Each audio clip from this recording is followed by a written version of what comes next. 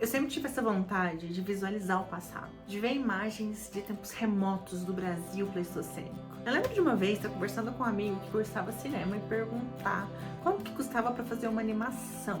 Na época eu tinha vontade de remontar em imagens e animação pesquisas que eu estava fazendo em um sítio arqueológico da Bahia. E hoje, graças a IA, eu consigo fazer isso. E aí eu pensei, se eu juntar o meu conhecimento com geradores de imagem, eu posso pegar signos de paredões rupestres e transformar em imagens reais. Então eu decidi criar 5 imagens de paredões rupestres feitas com IA. Basicamente, o que eu fiz foi o seguinte: eu gerei com o máximo de detalhes possíveis prompts que gerassem essas imagens reais dos paredões. Por exemplo, a primeira imagem, ela é de um sítio arqueológico em Santa Helena, no Mato Grosso, onde foram encontrados objetos feitos com osteoderme de preguiça gigante.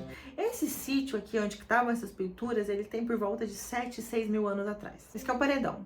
E aí eu pedi para que a IA fizesse uma pessoa indígena nessa mesma posição. E eu ressaltei que algumas pesquisas da região apontam que futuramente ali teremos sítios arqueológicos de povos do tronco indígena Macro-G. E aí eu falei para ela se atentar a esses detalhes, enviei umas imagens de referência e pedi que ela fizesse a ornamentação que a gente tem nesse paredão, na cabeça e nas canelas. Como a IA não tem uma base boa sobre pré-história brasileira, eu forneci outros detalhes, como possíveis penteados, cabelos dos povos atuais. Eu mostrei imagens desses objetos que são feitos em penas ou em tecelagem, o que provavelmente teria sido o que o autor da pintura viu quando foi desenhar ela. O mais próximo que eu consegui chegar foi isso daqui.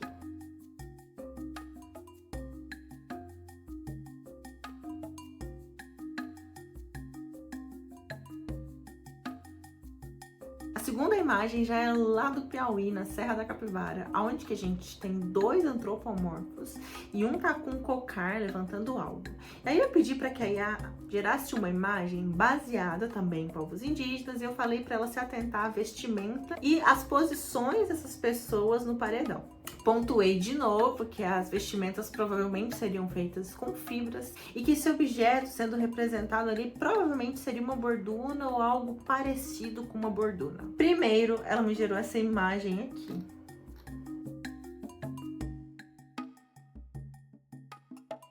E aí já percebi que aqui a gente tem representado um cocar do estilo norte-americano.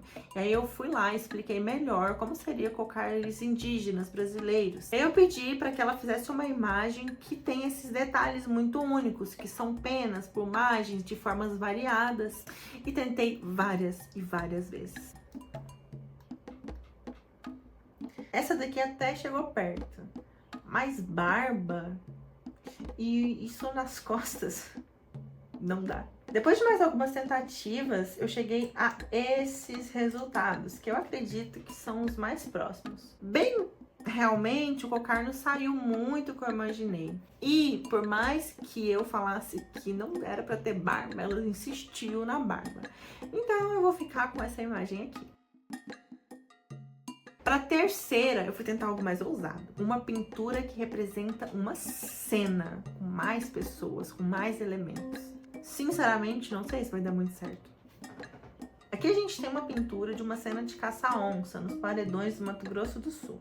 Eu vou explicar para vocês essa imagem enquanto eu gero o prompt. Temos no meio uma onça em círculo e pessoas com flechas ao redor dela.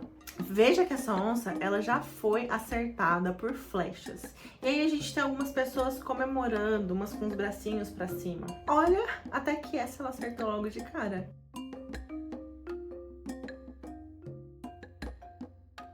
A quarta imagem é essa cena de guerra no sítio arqueológico Toca do Pepino, no Piauí. A IA, ela tem me mostrado mais dificuldades para esse tipo de cena com mais pessoas. Vamos ver o que ela gera. Ela me deu uma imagem mostrando um possível confronto. Eu achei até ok. Mas eu pedi para ela se atentar ao número de pessoas na cena para ficar mais parecido com o desenho do autor. E aí ela começou a aparecer com cavalos ali, sendo que cavalo nessa época estava longe de chegar aqui. E depois de várias tentativas sem sucesso, eu decidi ficar com a primeira imagem. Ainda que ela tenha colocado algo como um elmo romano, nada a ver. Mas eu acredito que dá para chegar próximo dessas guerras que ocorreram ali pelos grupos que desenharam esse paredão. A última imagem é a caça de um tatu. A gente tem duas pessoas caçando 2 tatus. Uma tá com uma borduna e outra tá pegando o tatu pelo rabo. Eu acho que a IA não faz ideia de como gerar uma borduna, muito menos representar uma pessoa pegando o tatu pelo rabo, mas vamos ver. O primeiro resultado foi bem nada a ver. Tem até uma flecha na perna do cara. A segunda até acertou. Uma coisa que eu tentei nessas do tatu foi mudar esse tipo de imagem. Veja que ela gera o desenho como as primeiras imagens feitas sobre pré-história, representando as pessoas com traços fechados, burros, como os primeiros desenhos que eram feitos de Neandertais, por exemplo. Eu tentei e foi bem difícil fazer com que ela não gerasse essas características do homem pré-histórico, burro. Não consegui que saísse uma imagem diferente, então para essa cena do tatu eu acabei escolhendo essa imagem aqui.